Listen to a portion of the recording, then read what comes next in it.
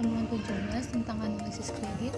Terima kasih untuk Bapak Andri selaku dosen pengampu mata kuliah analisis laporan keuangan ini sudah memberi kesempatan untuk menggantikan absensi dengan tugas ini. Lalu di sini ada tujuan pembelajaran dan latar belakang analisis kredit. Tujuan pembelajaran yaitu memahami latar belakang pengertian jenis perhitungan kebutuhan analisis dan kebijakan kredit perdagangan. Lalu ada latar belakang analisis kredit, yaitu kreditor meminjamkan dana dan menerima janji pembayaran pokok serta bunga. Analisis kredit mengevaluasi kelayakan perusahaan untuk mendapatkan pinjaman. Dalam menyalurkan dana, bank atau kreditor memiliki syarat tertentu yang harus dipenuhi, termasuk jenis dan jumlah kredit, jangka waktu, cara pemberian jaminan, laporan keuangan, kelayakan usaha, dan persyaratan lainnya. Lalu, di sini ada pengertian dan jenis-jenis kredit. Pengertian kredit berasal dari kata Yunani, yaitu creder, yang berarti kepercayaan. Di Indonesia, kredit dibagi dua, kredit bank konvensional dan pembiayaan bank syariah. Kredit menurut UU nomor 10/1999 tentang penyediaan uang atau tagihan berdasarkan persetujuan prinsip pinjaman meminjam dengan kewajiban melunasi utang setelah jangka waktu tertentu dengan bunga. Lalu ada pembiayaan atau syariah, yaitu penyediaan uang atau tagihan dengan kewajiban mengembalikan setelah jangka waktu tertentu dengan imbalan atau bahagi hasil. Lalu ada kredit perdagangan, yaitu penjualan barang dengan pembayaran angsuran sesuai kesepakatan. Lalu kredit ada jenis-jenisnya. Kredit itu jenis-jenisnya itu dipilah berdasarkan kebutuhan kegunaan, jangka panjang waktu, sektor, dan kriteria lainnya.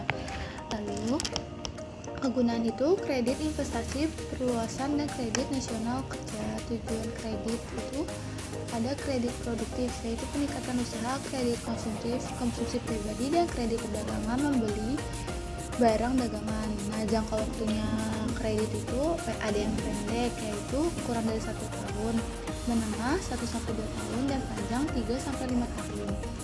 Ada jaminannya, dengan jaminan berbentuk barang berwujud, tidak berwujud, dan tanpa jaminan.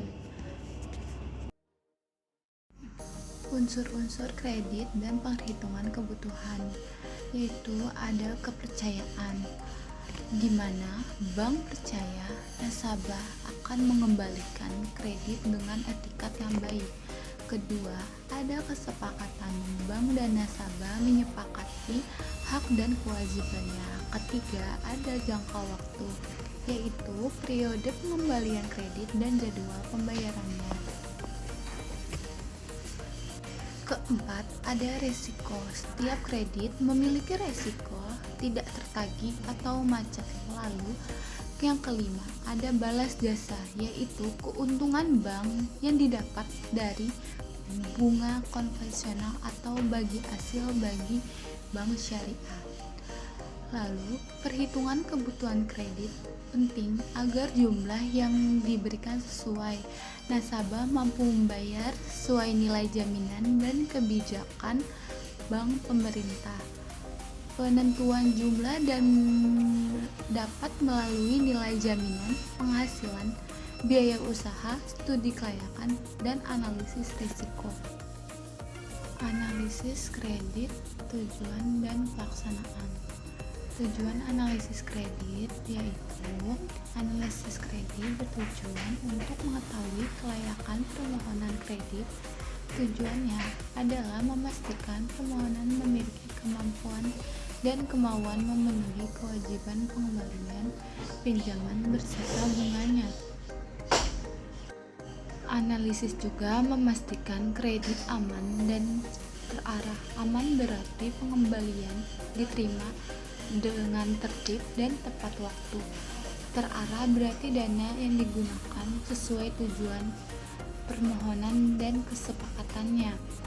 Lalu ada pelaksanaannya. Analisis kredit itu yaitu dilakukan oleh pegawai khusus seperti akun ofisier atau AO, atau kredit ofisier atau CO, atau kredit analisis atau CA.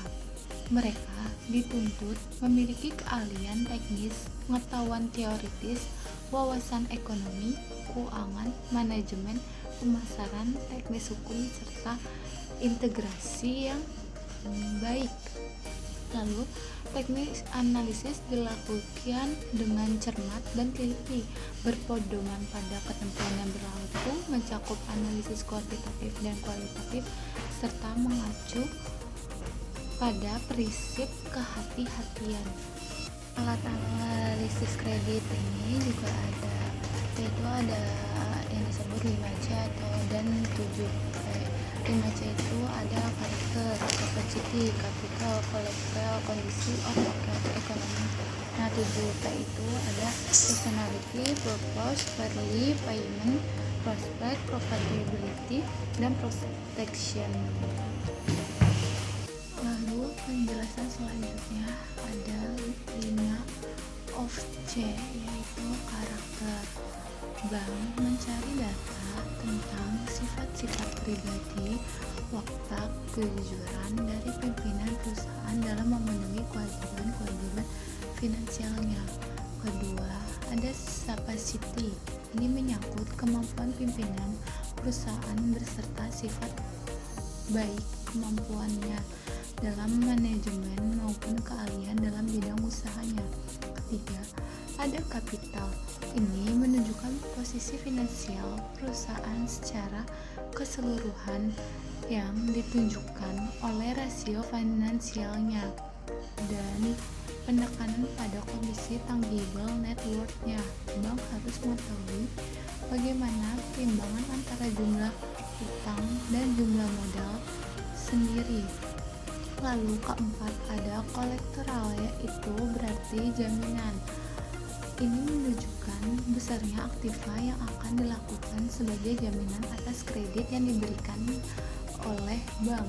Untuk itu, bank harus ada kelima itu kondisi of ekonomi, yaitu bank harus melihat kondisi ekonomi secara umum serta kondisi pada sektor usaha si peminta kredit.